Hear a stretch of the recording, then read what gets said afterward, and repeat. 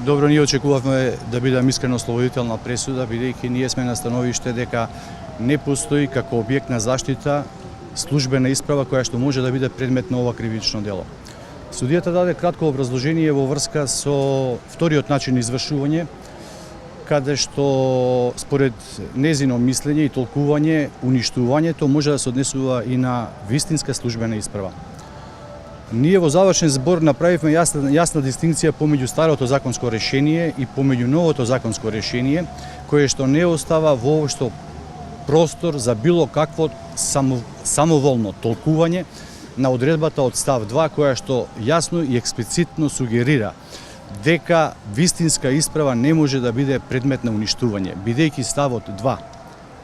се повикува и се поврзува со став 1, каде што предмет на извршување на ова кривично дело може да бидат само службени исправи со невистинита содржина, а никако и службени исправи со вистинита содржина. Очигледно со судот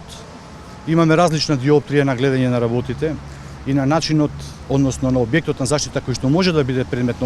на ова кривично дело, и од тие причини ние ќе поднесеме жалба на овие околности и на околностите околу надлежноста која што ја оспоривме во текот на завршните зборови.